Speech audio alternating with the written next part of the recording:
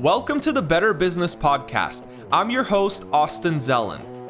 Join me week after week as I interview high-level entrepreneurs on their journey to success, both in business and personal development. Each week presents new stories to learn from and new ideas on how to run a better business. Stay updated with all the guests we'll have by subscribing to this podcast. What are a couple things that you want to leave our audience with that they can walk away with? Whether it's tax related or, just general business or life advice, we just like to hear maybe 2 or 3 things that are top of mind for you that you would like to leave our audience with. Well, in terms of your taxes, you got to make your estimated tax payments or you got to have enough withheld. Mm-hmm. Because if you don't, you're going to fall into tax trouble. The best part, the best advice I can give you is preventative. Don't get into this problem. Don't get to the point where you need my services. Mm-hmm. The other thing on a personal level, though, is you've got to be resilient. I've had more comebacks in my life than Tricky Dick and Slick Willie combined. I mean, I've had a lot of tough times in my life, and, it was a hard lesson to learn, but you just got to stick with it, and eventually it'll all work out. Yeah. Do you mind sharing maybe 1 or 2 of those hard times with us? Yeah, I suffered from depression when I was young. My parents divorced when I was young. I only had one other classmate in a class of 120 whose parents were divorced. So it was very traumatic to me because I was very close to my father. Yeah. So I became very rebellious after that. And then in my young 20s, I suffered from depression. I was hospitalized. I went through shock treatments. And then even after that, I had another bad episode, but it's been 25, 30 years since I've had any problems there. So it's a tough deal when you go through it, but everybody goes through hard times. You just got to stick with it. Let's say somebody has a business like that, and we talked a little bit about selling companies. Mm-hmm. And so how would you know that it's time to sell? And also, what are some things that you can do to prepare yourself to exit? So time would be the same time, that adult time before Before it starts going down. Yeah, because as a banker, the first thing we do in underwriting, as soon as we see some step down years, we start going, whoa. Like the best time to sell is when you're like this. Most people can't sell at that point because they think it's forever going to go. Mm-hmm. But there's market saturation. There's only so many customers. There's only so much attention that you can get during certain phases of a business before you start losing that attention. Yeah. Right? So you want to sell at that peak before you start leveling off or going down. Because when you level off, bankers start to look at that and we go, because most people don't have the cash. They're using an investment banker or a bank like my bank, right? Or like the bank that all the stuff we do. So when it's down, we have lots of questions. Why is it down? And then actual CEOs have to start explaining, owners of companies have to start explaining why. And then we don't believe them. We literally don't believe them. So the time to sell is in that boring stage when you're solid, you're doing well, before you flatline, before you plateau and before you start to decline is that same spot is when you want to sell. As far as how you prep to sell, the biggest problem people have is they literally commit fraud. Most of the businesses I see are committing fraud. They don't pay all their taxes. Like pay all your taxes. If you need to eliminate taxes, go buy real estate. Go buy stuff with your company. Your company can own cars. It can own real estate. It can own a fleet of Uber cars. Not Uber cars, but Uber cars and rent them out to people. It could own Toro cars. Your business can own lots of stuff. If you own things that have huge write-offs, like 5-year write-offs, like cars or other assets, you'll get that money back. Go buy a plane. You can write off the plane. Go buy assets that you can legitimately take that tax basis that you're paying and take it off. The biggest thing is most people don't pay their right taxes. And then they come to me and we're in a banking system that is, full disclosure, right? We look at everything and we build your value based on what you're paying in taxes. Now we do have what's called seller discretionary earnings, which means like your car that you drive, that you run through your business. Okay. Or part of your house that you're writing off. Okay. We'll add that back. Other things that maybe food, travel expenses, other things that you have, we'll go ahead and add it back as seller's discretionary earnings. Meaning if you weren't there, that money would come back to the business. So we can add that and we can create value on top of that. And then we'll puff up the business a little bit too, give it a higher multiple so we can get the value. Mm-hmm. But what happens is when people don't run clean, great books, they end up not getting all the value. And then they're mad because the buyer that's going to the bank, us, is saying we'll only lend this amount of money, which is not enough to cover what the business is really worth because the owner was taking cash and not reporting it. Mm. Like, how do I give you, if you have $1 million in cash a year and you're not reporting it, like, how do I add that back into a bank value, mm-hmm. right? To give you the value of that $1 million you're taking on the side. And then if I'm talking to the person that's buying it, they're like, how do I know that it's really even coming in? Mm-hmm. Right? Yeah, because there's no paper trail for it. Yeah. So anything else that you would like to share as far as like growing your business? What can people do? Actionable steps they can take today? Maybe like 2 or 3 top things they can focus on to improve their business. To improve the business, I guess it, kind of depends on the product or what it is they're selling. But, I've always, I guess another thing that we've done is done a bit of reach out to clients. Fairly often I'll send polls out or, like ask, clients that have purchased from us, hey, what, have you seen, what's been helping you? We have developed things for our business to help them. Because obviously if they're successful, hopefully they'll come back and buy another product from us. So we have developed programs. One for my main company, we call it BBS University. And for anybody that buys a product, they get a login for that. And it really just helps them with every aspect that they need to run their business. Because again, they get so busy selling red light therapy sessions, they're going to need another bed. Mm-hmm. So, and then they're back knocking on our door. So that is, one thing that we've done.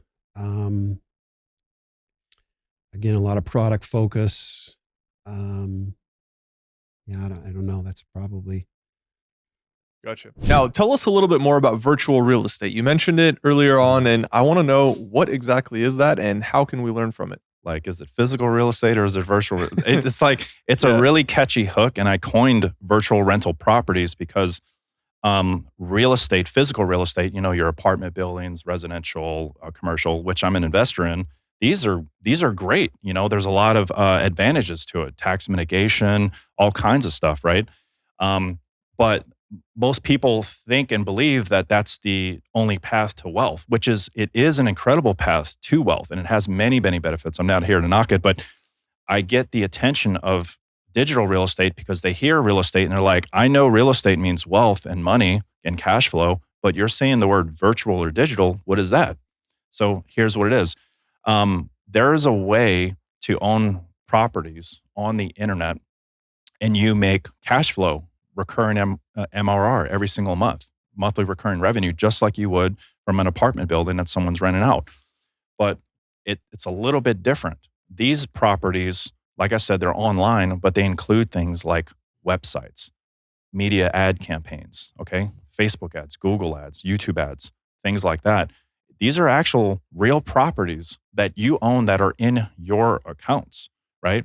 And what these properties do, if you set them up correctly for a chiropractor, for an online business coach, for an investor looking to raise more money for his fund, right? They have to come to you and basically rent these properties out. You own them, you design them, and you flip the switch on. And whatever type of client, customer, investor, or patient that they need to bring into their business, your digital campaigns are able to bring those to them, right? Mm. And they just pay you. Every time someone fills out a form online, they'll pay you $50, $100, right? Or if anyone closes a deal, depending on what it is, if it's a new investor, I've done deals where I've been paid $5,000 for every $100,000 collected. We more as a marketing fee, not necessarily tied to the actual money collected, right? But that's exactly what it is. It's all playing this digital economy game of media buying, funnel development, social media strategy, and management, things of this nature. Wow, interesting. So basically what I'm understanding is that you have these campaigns running or like these lead collection systems. And then if somebody wants to use it, they just reach out to you and they pay you some sort of fee to collect part of those leads. Right. Or all of them. Yep. Awesome. We have digital properties that have generated interested buyers, leads, customers for over 50 different types of niches and verticals now, including many small businesses that we spend money at every single day, including to the online, business or marketing coach or, real estate developer or fund manager. So do you believe that the environment that you're in, do you believe that that contributes to your growth or maybe even affects the pace of your growth? I know in my life personally, I've been in environments where I felt stagnant and I didn't feel like I was growing. And it took me a while to realize that I wasn't growing. But when I realized it, I immediately started looking for ways to change my environment. I started looking for ways to put myself in rooms where everybody else was much more successful than I am. And that caused me to learn. So how do you see environments affecting your business? And do you purposefully put yourself in environments that help you change your mindset and grow? That's a really, really great question. And yes, I think that environment 100% makes a difference. So back when I was playing music, there weren't really, I didn't have any friends or associates who were the type of musician who were like very strict with practicing and with becoming better and things like that. It was more just kind of like, punk rockers drinking and playing when they could. So I think if back then, that was something that I would say failed at. And I think that it was because I didn't treat it with the respect that it deserved in terms of getting better and climbing that ladder. Mm-hmm. And then now I was also 20. So I need to give myself a little credit. Everybody's an idiot when they're 20. Now I do try to make sure that I surround myself with people who are better than me at the thing that I'm trying to be better at. Yeah. Which, for now is business and investing. And I think that you're 100% a product of the environment, not 100% a product, but it definitely has a big effect on how far you're able to go because you see what other people are doing and you kind of absorb things from them. And I think it really makes a difference. Mm-hmm. And how do you seek out these people that are helping you take things to the next level? Is it just like communities that you're a part of or networking, or how do you find those people that you can learn from? I guess I would say networking. I hate the word networking because you ever feel like you're being networked? Like when people come up and talk to you or at least I do if I'm at a conference and I can feel, somebody's talking to me, but I can feel them looking for like someone who could better benefit them walking around behind me. I like to, try to make friends with people and I just don't like the word networking because it people get so fake about it, let's just, if you want to be friends with somebody, genuinely be friends with them, be a real person. Don't run around networking everybody and, be looking behind them for who's the next coolest person that you can talk to. And, but I think, just from organically meeting people at conferences and just talking to people and opening up and, being, like I said, being a real person and having real conversations with people. How important do you think environment is for leaders or for business owners? Like, I know I've had environments in my life that weren't so conducive to learning. Learning was not a priority. Doing, growing was not a priority. Doing certain things that allowed me to become a better businessman wasn't a thing, And then when I surrounded myself with the right people, for those people, it is a thing. Everything that they do brings them to more business growth. It brings them to personal growth. And so it started changing my mind that, hey, maybe I should be focusing on the things that are causing me to grow more, that are causing me to become a more successful person. No, 100%. There's a scripture that says, you run with the wise, you become wise. So I think it's so important for you to cultivate the environment you want. Yeah. So many of us are going by default, right? Yeah. And so it's like, okay, I guess this way my life is going to be. But you don't have to live life by default. You could say, no, I'm going to live my life by design. So purposely, you need to design an environment for yourself. So for instance, I have a place at my house. I have my office at my house. Yeah. And I created that environment that is very positive.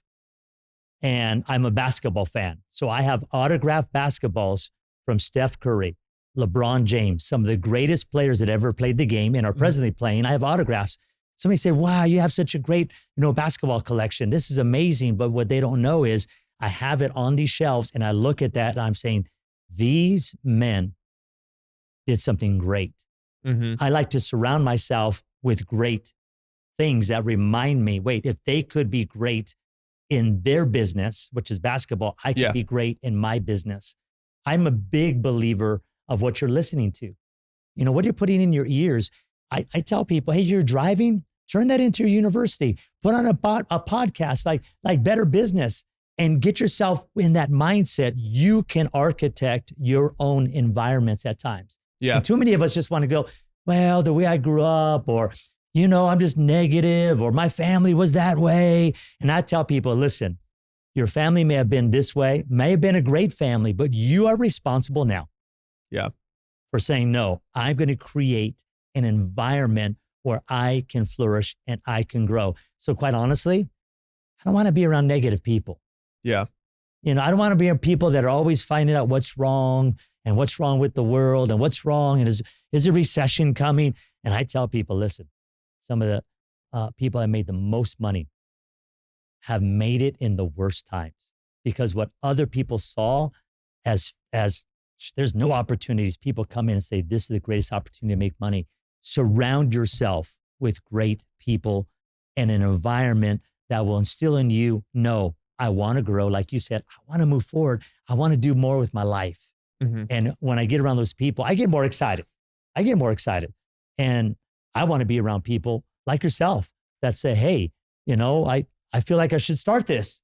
Let's go. Let's do this thing. Yeah. So 100% be an architect of your own environment. And I think sometimes it's so easy for us to just avoid that responsibility, where we're not thinking that, oh, the life that I have right now is by design. Well, it's by design whether you realize it or not. Even if you have a job right now, it's not always positive. Like sometimes it's negative. Sometimes we negatively design our life and try to avoid responsibility. For example, if you have a job that you hate or a lifestyle that you hate, well, you literally designed it. In fact, you went and applied for that job. You sent them your resume and you applied and interviewed for that job. And now if you hate it, you literally designed that. And so the same thing goes for the positive side, of course. If I want to create a lifestyle that I enjoy living and a job that I love, or a career or a business, whatever it is, I have to purposefully design it with that end goal in mind. This is what I want with my life, and this is what I'm designing. And do you feel like you controlled your environment, which you were in order to improve your learning? Because I know, like in my personal journey, I didn't realize that I didn't know so many things when I was in a certain environment. And then once I left that environment and put myself in maybe a higher caliber environment, I realized like, wow, like I don't know this, I don't know this, I don't know this. And so that like really inspired me to get up to that level and start learning those things that I didn't know. Yeah, I think it's important to, the hard thing is you want to be, in my opinion, in all stages of rooms. And so what I mean by that is when I went to GrowthCon in 2018, I saw these guys on stage for the first time. I was nowhere near qualified or anything to be on that stage. Yeah. But it inspired me. I was like, you know what, dude, one day, I could have an event like this if I really wanted to. One day I could be one of those people. I could know those people. This was in 2018. I didn't know how it would happen. I didn't know when it would. I was just like, but just hearing their stories, seeing them, I'm like, they're just normal dudes. There ain't no reason I couldn't do it. Yeah. And it wasn't necessarily like a goal, like, oh, this has to happen today. It was just like one day, that's so like, let's just say that's a far away goal. I don't even know what to do, but like, hey, I'm inspired to see like what the next level looks like. Or a few levels away. Right. But then there are rooms that are attainable. So it's like, all right, you got your current room that you're in, whatever that happens to be. So you're probably around people who are like you, or else you wouldn't hang with them. If you're just like the big dog in a small pond, it usually doesn't last that way for long. Like you end up still having friends who are at your level. So my advice is like, all right, you would know where like the end goal is. You would know where you're currently at. And then, what's the next room that is going to get you a step closer to the end goal. And so it's like, for me at that point in 2018, I was like, okay, I need to get around other people. I'm not going to go get around Grant Cardone right this second. Yeah. But who, what rooms can I get in? And so I started joining real estate masterminds. I'd never paid for education to that point. And I was like, real estate's where I need to just continue to get better. Even though I'm good right now, I'm still not even close to how good I can be. And so, I joined real estate masterminds. I got around other millionaires. I had just become a millionaire. So it was like I was new, and, that was helpful because now I was like at people who were like a level above me. Okay. And so I was learning from them. I'm like, okay, these things are way more applicable to me right now at this moment in my career. Because what Grant Cardone does back then, 5 years ago, wasn't applicable to me. It's like, dude, I'm not in digital marketing. I'm not in education. I'm not buying apartment buildings. Like, yeah, I'll learn some things from him, but it wasn't applicable. Whereas these guys, like the level above me, it's like, oh, dude, okay, cool. I could do that this year if I just do this. And so, that's kind of how I took it, level by level. And then, eventually, 5 years later, I did get to be with all these guys. It was kind of like weird experiencing it. Like, oh, dude, like GC's here in my office. I'm in his office. We're just hanging out. We're, this guy. And I was like, wow. And now the things I'm talking about with them are applicable to what I'm doing now. And I'm learning it. And I'm like, okay, you've been doing this 20 years longer than me, but I still I'm at this level now where I can see what you did and I can actually apply some of it. Another big thing that I think affects our mindset around all this is the environments that we put ourselves in. Agreed.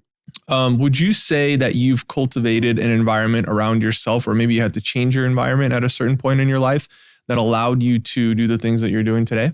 100%. So I talk about the four main aspects of life to really be hitting on are faith, family, finance, and fitness, right? We moved. I mean, after this whole COVID thing, I was like, I need to put myself in a different environment. I bought an expensive home that I was kind of scared about, right? I changed jobs, right? And it's like physically relocated. Yeah. And then I've started traveling to conferences to physically put myself around people that have done it before. Yeah. So I started surrounding myself with people that already knew the answers. I just had to pull that from them. So yeah, I absolutely had to change pretty much not only my external environment, but my internal environment. Yeah. I also had to stop being super critical of myself. I had to say, look, it's okay to make mistakes. It's okay. I had this perfectionism idea, and perfectionism is an absolute killer of drive. Like if you think that you have to be perfect, you will never start. You could think in your mind, well, this business, I have to write it this way. I have to create it this way. Well, then you're never gonna begin. Yeah. You have to be okay with the idea that it's going to hurt and it's going to be a struggle. And as soon as you realize that the failure is actually the learning experience. Yep. And there's a really, really great analogy. Hormozy talks a lot about this. It's the analogy of the clay pots, right? So the teacher comes in and says, all right, half the class, you have a full semester to create one amazing clay pot. And then he goes to the other side and he says, your job is to create the most amount of clay pots that you can in that semester. So the one class is focusing so much on one individual perfection thing, and the other one is cranking out work over and over and over again. Yeah.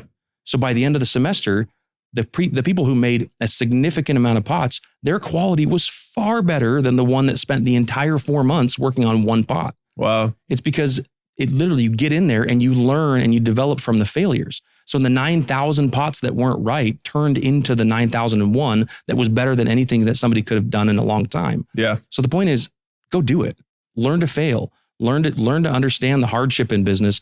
And then, I've had to make a lot of pivots just in 2 years. And if I had thought about all those things, I would never have even been where I am now if I didn't start. There's no way.